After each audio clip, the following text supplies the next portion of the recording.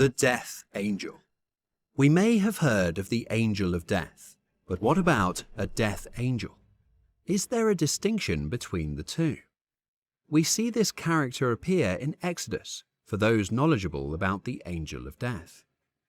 Because the Egyptians declined to set free the enslaved Israelites, God sent several plagues upon them, the worst of which was the last plague. The last plague involves the angel of death. Then the Lord said to Moses, "I will bring yet one more plague on Pharaoh and on Egypt. After that, he will let you go. When he lets you go, he will most certainly drive you out of here completely. Speak so that all of the people of Israel may hear, and tell every man to ask from his neighbor, and every woman to ask from her neighbor articles of silver and articles of gold." Exodus 11, 1-2, Amplified Bible. That may seem strange to you. The Hebrew enslaved people were to ask their Egyptian neighbors for silver and gold. Why? The Israelites didn't realize it at the time, but God was preparing them for a journey. The silver and gold were like an ATM withdrawal on the way out of town. And when you think about it, those wages were a pittance in comparison to Egypt's 400 years of slave labor. God knew exactly what those silver and gold coins would be used for when the new nation arrived at Mount Sinai in the desert. God already had something in mind that no one had ever imagined before: the tabernacle, the tent of meeting, where the Israelites would be able to meet in close proximity with the awesome holy God who had delivered them. God had not yet explained why they would require those precious metals. Ask for them, he said, and they did. It's known as obedience. Exodus 11, 3. The Lord gave the people favor in the sight of the Egyptians. Moreover, the man Moses was greatly esteemed in the land of Egypt, both in the sight of Pharaoh's servants and in the sight of the people. Now, after God has spoken to Moses and told him what to say, after Moses had been told, "You have favor in the eyes of the people," Moses returned to the royal chambers for one last interview with the king. Exodus 11, 4-6, Amplified Bible. Then Moses said, "Thus says the Lord, at midnight I am going out into the midst of Egypt, and all the firstborn in the land, the pride, hope, and joy of Egypt, shall die, from the firstborn of Pharaoh who sits on his throne to the firstborn of the slave girl who is behind the handmill, and all the firstborn of cattle as well. There shall be a great cry of heartache and sorrow throughout the land of Egypt, such as has never been before, and such as shall never be again." He was telling Pharaoh, this includes you. Your own firstborn son will die at the stroke of midnight. There will be national distress. The mourning that will grip Egypt will be without precedent. God was going to send a spiritual entity to do this task. There had been wars in the past, and there would be wars in the future. Egypt had just experienced 9 plagues, and more national disasters were on the way. But there would never be another shockwave of grief like this one. Israel will be protected. Exodus 11, 7, Amplified Bible. But not even a dog will threaten any of the Israelites, whether man or animal, so that you may know without any doubt and acknowledge how the Lord makes a distinction between Egypt and Israel.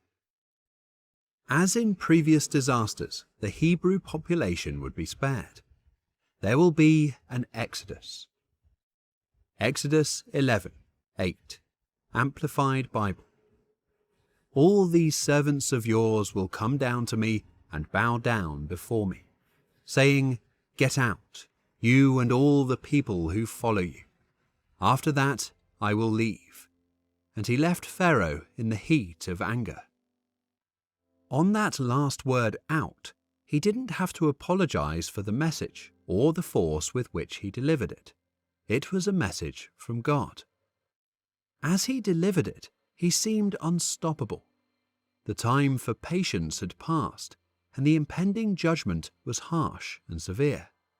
Pharaoh, you've withstood God long enough, it seemed to say. You've challenged him to act, and he will. You've reached the end of your rope.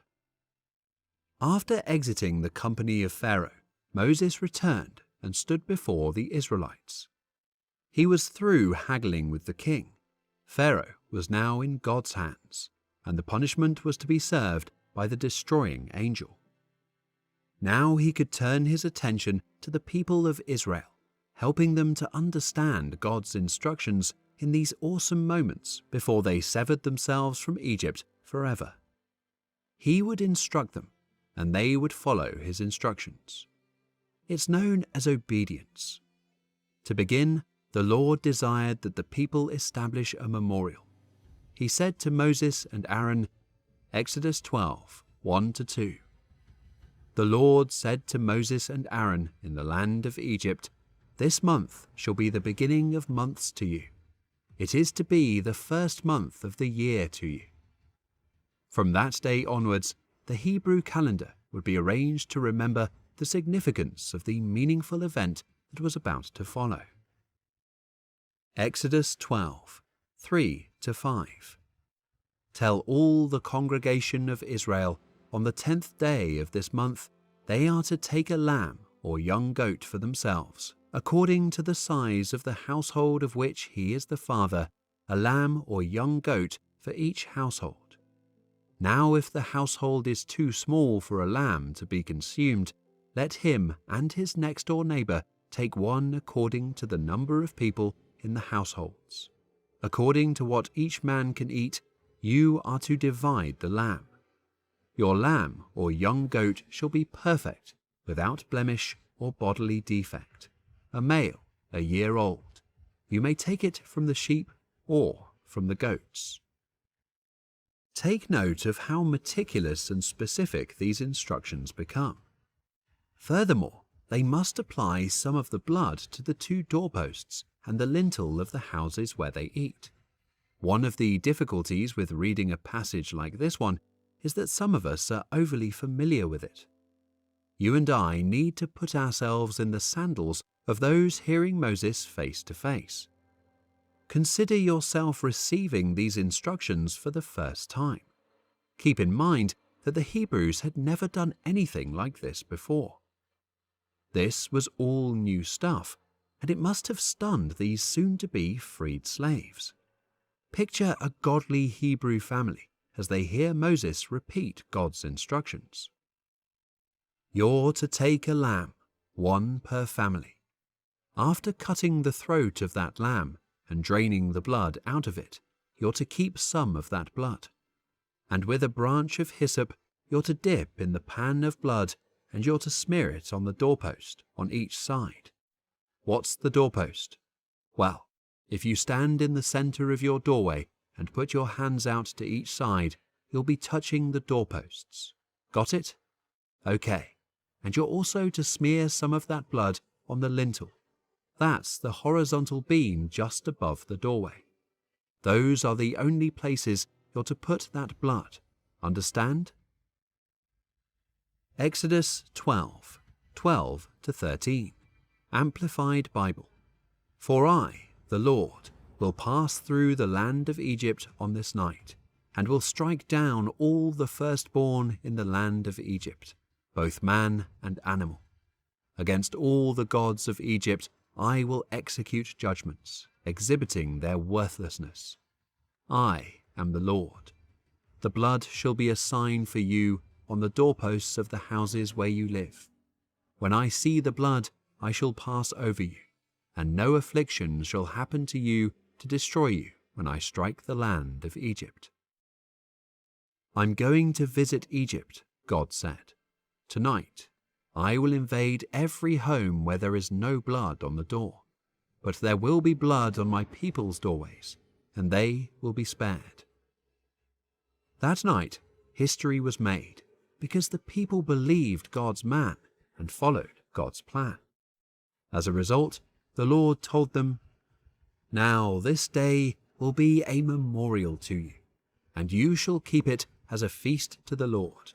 Throughout your generations you are to celebrate it as an ordinance forever." Exodus 12:14. The Lord went on to provide them with even more information. After that, he told them something important to remember. You must perform this rite when you enter the land that the Lord has promised to give you. Exodus 12:25-26.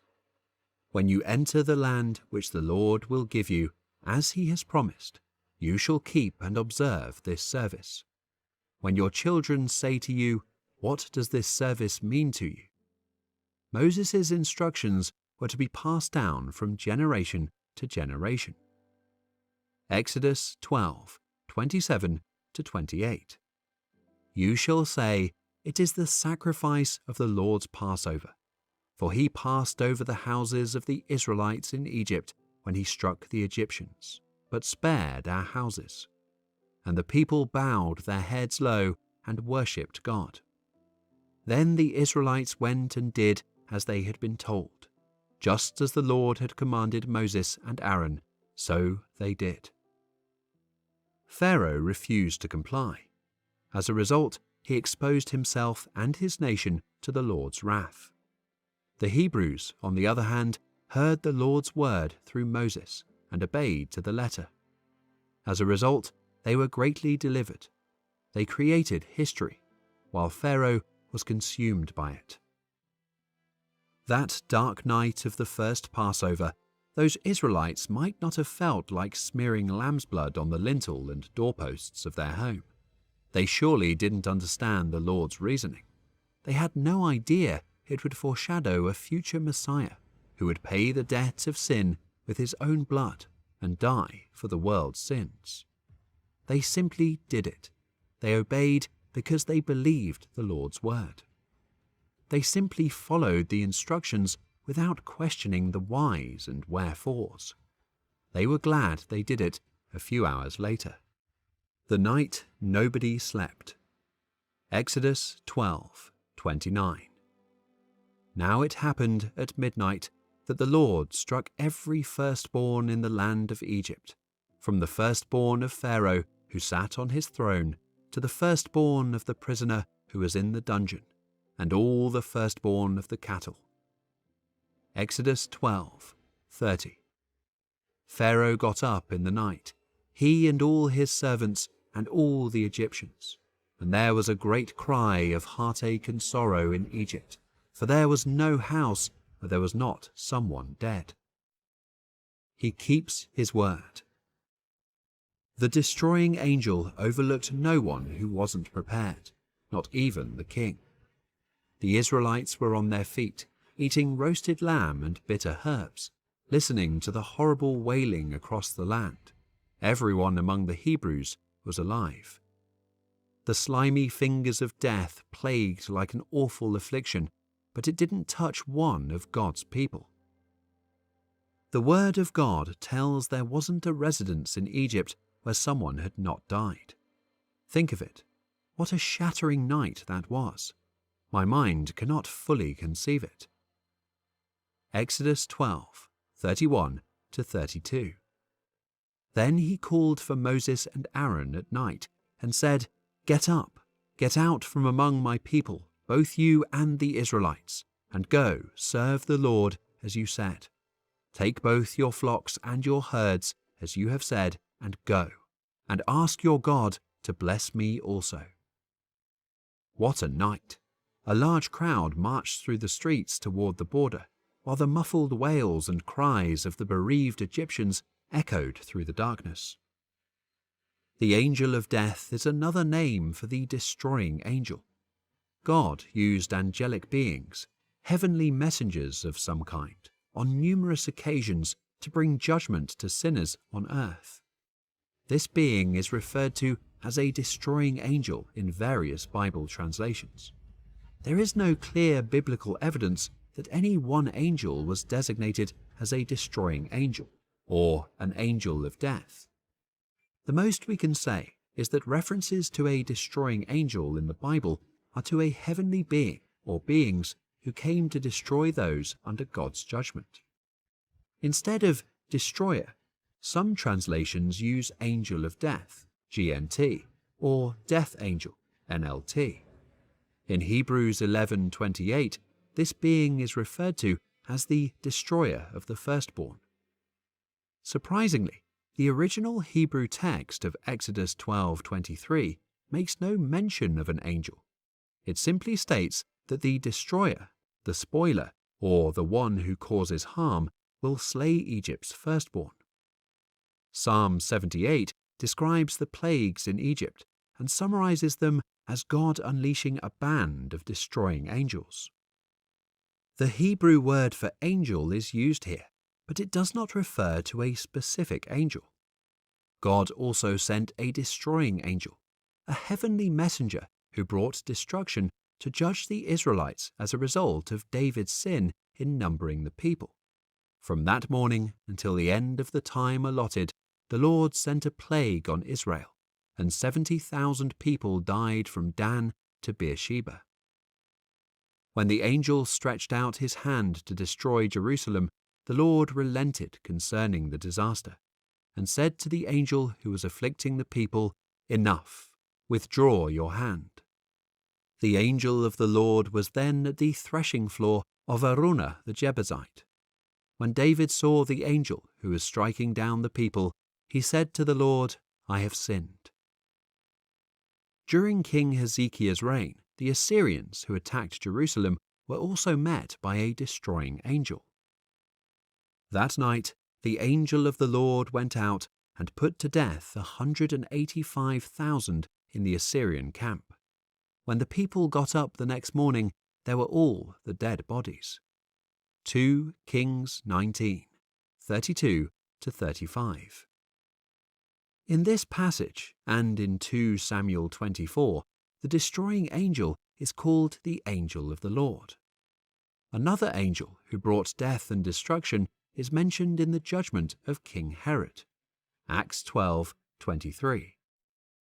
An angel with lethal intent, identified as the angel of the Lord, bearing a sword, gives a warning to Balaam.